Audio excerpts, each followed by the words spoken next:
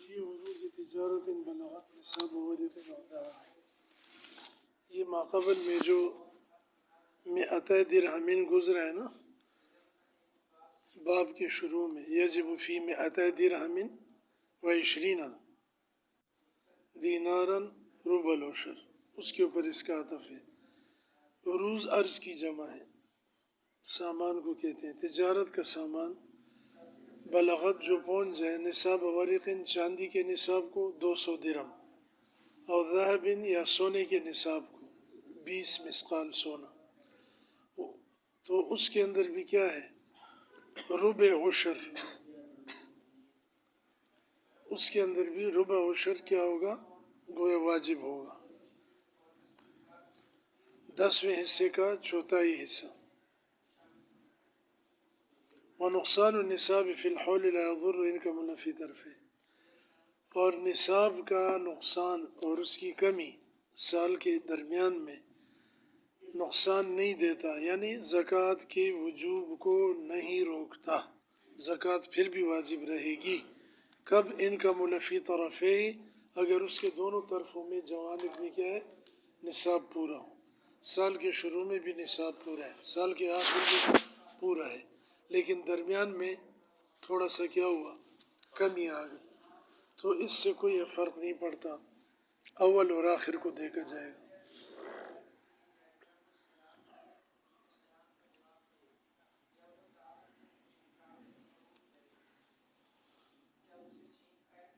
چاہے یہ نصاب جانوروں کا ہو یا سونے کا ہو یا چاندی کا ہو یا مال تجارت کا ہو، سمجھے، کسی بھی مد کا ہو۔ وتضم قیمت العروض الی الثمنین، اور دو قیمتوں کی طرف سامان کی قیمت کو ملایا جائے گا، عروض یعنی عروض التجارہ، سمجھے، تجارت کا جو سامان ہے نا اس کی قیمت کو کس کے ساتھ ملایا جائے؟ ثمنین، ثمنین سے مراد کیا ہے؟ سونا اور چاندی، کیونکہ سونا اور چاندی پوری دنیا کے کاروبار کی بنیاد ہے، اسی کے اوپر سکہ چھپتا ہے اور اسی کے اوپر سارے معاملات ہوتے ہیں۔ والذهب الى الفضة قیمتا، اور ملایا جائے گا سونے کو چاندی کے ساتھ قیمت کے اعتبار سے، سمجھے۔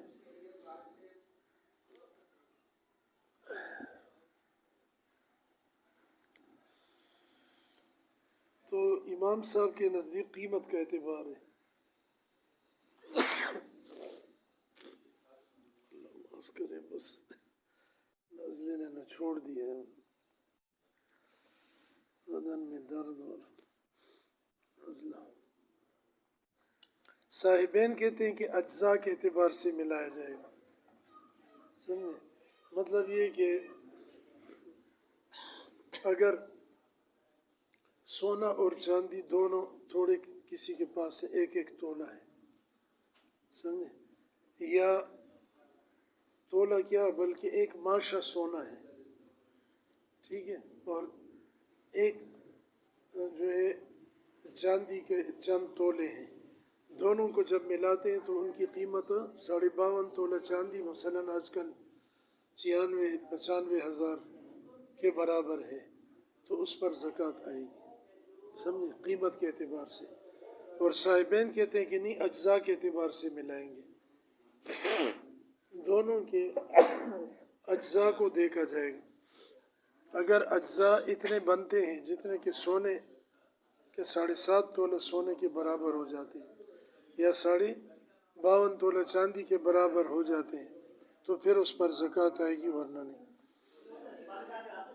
باب العاشر، یہ عاشر کے احکام کے بیان میں ہے۔ عاشر کہتے ہیں اس کو جو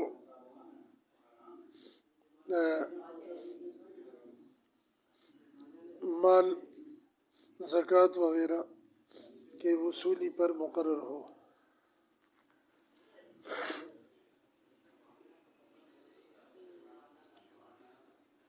ہوا عاشر وہ ہے من نصبہ الامام، جس کو مسلمانوں کا امام مقرر کرے، لیاخذ الصدقات تاکہ زکوٰۃ واجبہ کو وصول کرے من التجار تاجروں سے۔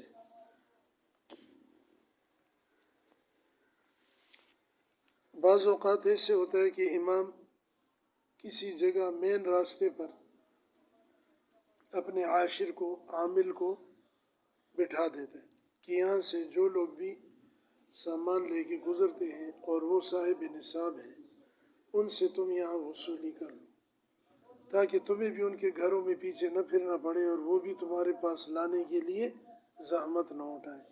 فمن قال لم یتم الحول، جو آدمی تاجروں میں سے یہ کہے کہ ابھی تو میرا سال ہی پورا نہیں ہوا، جو مال میرے پاس ہے آپ دیکھ رہے اس پر سال پورا بھی نہیں ہوا، او علی دین، یا کہتا ہے میرے ذمے تو ابھی قرض ہے، او ادیت انا الی عاشر آخر، یا کہتا ہے کہ میں نے ایک اور علاقے کے عامل اور عاشر کو ادا کر دی ہے زکوٰۃ، وحلف، اور قسم کھا لے، صدقت، اس کی تصدیق کی جائے گی اور اس سے گویا دوبارہ عشر وصول یا وہ زکوٰۃ وصول نہیں کی جائے گی۔ امام ابو یوسف رحمۃ اللہ علیہ فرماتے ہیں کہ حلف اٹھوانے کی ضرورت نہیں ہے، بغیر حلف کے بھی مسلمان امانت دار اور سچا ہوتا ہے، اگر وہ کہہ دیتا ہے کہ میں دے چکا ہوں تو بس اس کی تصدیق کی جائے گی۔ لیکن یہ تو ان کا وقت تھا، آج کل تو قسم کھا لے پھر بھی اللہ معاف کرے کسی پر اعتماد نہیں ہوتا۔ الا فی الصوائم فی دفعہ بنفسہ، مگر جانوروں میں اس کی تصدیق نہیں کی جائے گی کہ وہ کہتا ہے کہ میں نے خود اس کی زکوٰۃ ادا کر دی، سمجھے، چاہے وہ قسم بھی کھا لے۔ باقی صورتوں میں، باقی اموال میں، مال تجارت، سونا چاندی جو بھی ہے اس میں تصدیق ہو جائے گی، لیکن اس میں اگر جانوروں کی زکوٰۃ وہ کہتا ہے میں دے چکا ہوں تو اس میں تصدیق نہیں ہوگی، اس کے اندر پھر دوبارہ اس سے چاہے اس نے دی بھی ہو دوبارہ لی جائے گی۔ امام شافعی فرماتے ہیں کہ اس کی تصدیق مال مویشی میں بھی کریں گے، کیونکہ اس نے حق مستحق کو پہنچا دیا۔ ہم کہتے ہیں کہ بھائی اموال ظاہرہ جو نظر آ رہے ہیں، اموال ظاہرہ، باطنہ نقدی اور سونے چاندی کو کہتے ہیں اموال ظاہرہ جو ظاہری مال ہے، تو یہ جو ہے نا یہ بادشاہ کا حق ہے لینے کا براہ راست، سمجھے،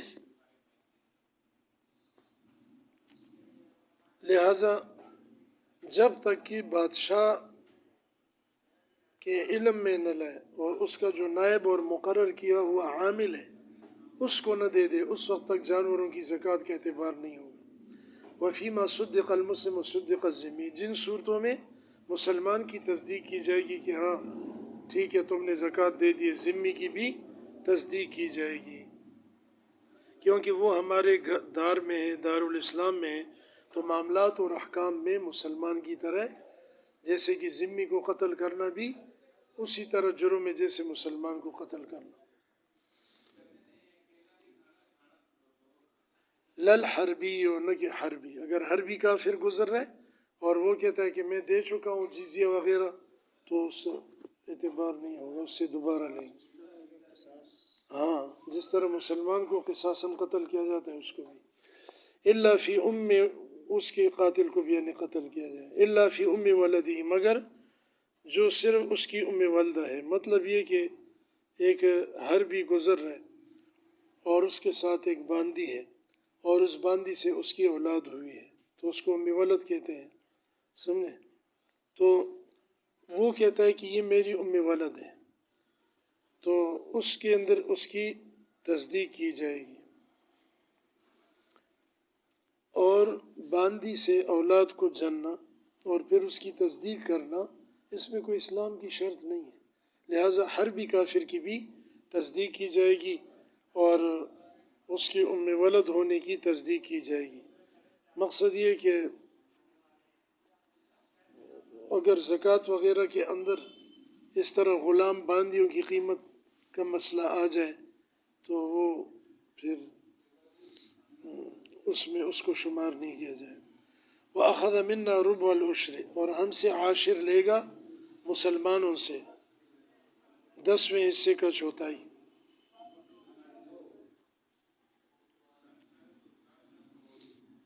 مثلاً 100 کا 10واں حصہ 10 ہے نا، تو 10 کا چوتھائی کیا ہے؟ 2.5، تو 100 پر کتنا؟ 2.5۔ وَمِنَ الذِّمِّ ضِعْفَهُ، لیکن ذمی سے دگنا لے گا، سمجھے؟ کیونکہ یہ ان کے اوپر ایک ٹیکس ہے اور ان کے لیے ایک سزا ہے۔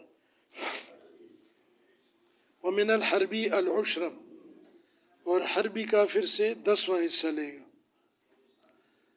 بھئی چوتھائی، عشر کی چوتھائی کا دگنا کتنا ہو گیا؟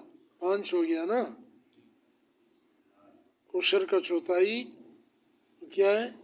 2.5 ہے، اور اس کا دگنا 5، اور پورا عشر وہ 10واں حصہ ہے، 100 روپے میں 10 روپے حربی سے، بشرط نصاب، نصاب کی شرط کے ساتھ، یعنی اس کا مال نصاب کو پہنچا ہو۔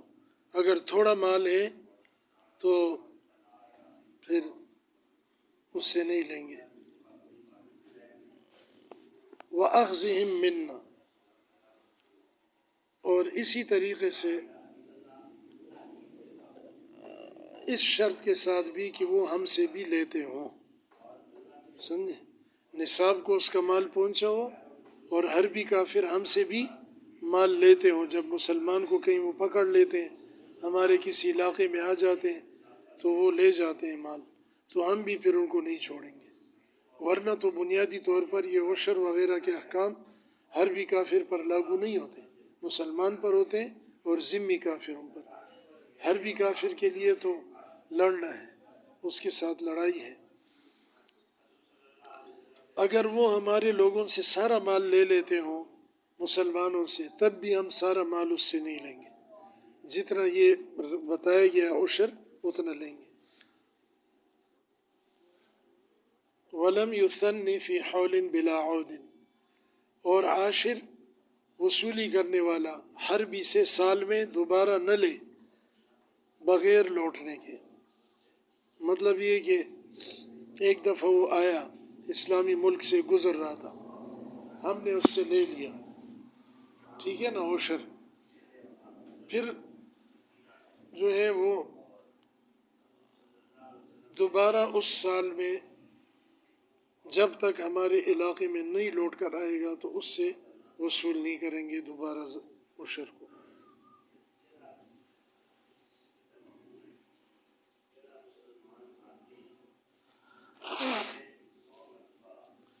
عود کا مطلب یہ کہ وہ اپنے ملک میں چلا جائے، ٹھیک ہے، ہمارے ملک میں آیا، عشر لے لیا اس سے، پھر وہ اپنے ملک میں چلا گیا، پھر اپنے ملک سے آئے گا تو پھر لیں گے۔ لیکن اگر ایک ہی دفعہ ہمارے ملک میں آیا ہے اور کئی شہروں میں وہ چکر لگا رہا ہے، عاشر کے اوپر بار بار آتا جاتا ہے، تو پھر اس سے دوبارہ نہیں لیں گے۔ وَعَشَرَ الْخَمْرَ لَلْخِنْزِيرَ، اور عشر وصول کرے کافر سے اگر وہ شراب لے جا رہا ہے، ذمی سے عشر لے لے، یعنی نصف عشر، اور اگر حربی شراب لے جا رہے تو اس سے عشر لے لے، اور ذمی ہے تو نصف عشر۔ عشر کا مطلب یہ نہیں ہے کہ وہ شراب ہی لے لے، جس طرح باقی اموال میں اس مال میں سے لیا جاتا ہے، کیونکہ وہ تو ہمارے لیے حرام ہے، تو ہم کیا کریں گے؟ اس کی قیمت لیں گے، اتنے شراب کی قیمت لگا کر اس سے وہ وصول کریں گے۔ خنزیر چونکہ نجس العین ہے، اور چاہے وہ شراب کے ساتھ لے کے گزر رہا ہو، جو بھی ہو، اس کے بدلے میں کچھ بھی نہیں لیں گے۔ امام شافعی رحمہ اللہ فرماتے ہیں کہ دونوں کا عشر نہیں لیں گے، نہ خنزیر کا نہ حرام ہے، اور امام ظفر فرماتے ہیں کہ دونوں کا لیں گے، خنزیر کا بھی لیں گے اور شراب کا بھی، کیونکہ یہ ان کے لیے ایک سزا ہے۔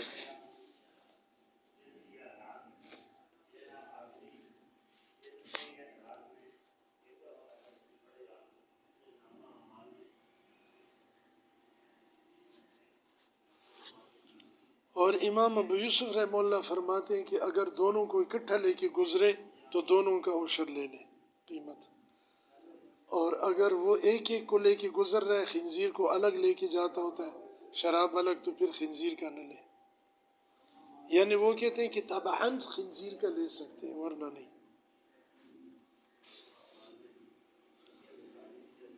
طرفین فرماتے ہیں کہ حضرت عمر رضی اللہ عنہ نے اپنے عامل کو فرمایا تھا کہ ذمیوں کے شراب سے عشر لیا کرو،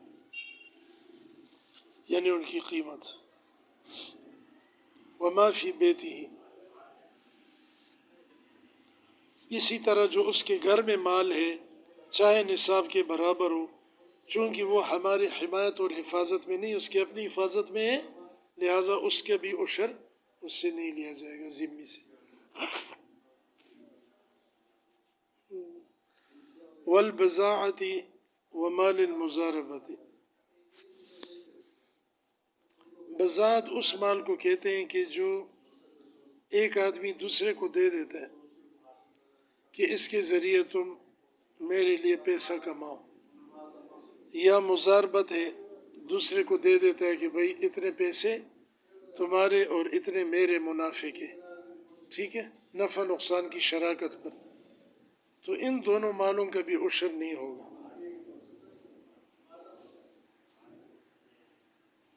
بضاعت میں اور مزاربت میں یہ فرق ہے کہ بضاعت میں اس کے لیے جو آدمی کام کرے گا اس کو کچھ نہیں ملے گا، اور مزاربت میں رب المال اور مزارب دونوں کو مقررہ حصہ ملے گا۔ وکسب المعزون، اور اسی طرح معزون کی کمائی سے بھی عشر نہیں لیں گے جب وہ عاشر سے گزرے، کیونکہ وہ خود اس کا مالک نہیں ہے، مالک اس کے مالک کا مال ہے۔ وَثُنِّيَ إِنْ عَشَرَ الْخَوَارِجُ، اور اگر خوارج نے عشر دیا تو دوبارہ ان سے لیا جائے گا، اگر خوارج نے اس سے عشر وصول کیا تھا۔ مطلب یہ کہ ایک تاجر جو ہے، خارجی کی جمع ہے، جو اسلامی حکومت کے خلاف بغاوت کرے، اور حضرت علی رضی اللہ عنہ کے دور میں ایک فرقہ تھا جو حضرت علی رضی اللہ عنہ کو کافر کہتے تھے، اور انہوں نے ان سے قتال کر کے ان کو قتل کیا تھا۔ ان کی شبیہ اور ان کے جراثیم والے اگر اس دور میں دیکھنے ہو نا تو غیر مقلد ہے، ہاں جی، اللہ معاف کرے۔ جس طرح یہ اجماعی مسائل اور صحابہ کے اجماع کو نہیں مانتے، وہ بھی نہیں مانتے تھے، اور جس طرح یہ کٹر ہیں وہ بھی تھے۔ تو اگر پھر عدل والوں کے علاقے میں اسلامی حکومت کے قلمرو میں عاشر پر وہ گزرے تو اس سے دوبارہ لیں گے۔ اس نے کیوں اسلامی حکومت کے باغیوں کو عشر دیا، یہ اس کی غلطی ہے، تو یہ اس سے دوبارہ لیا جائے۔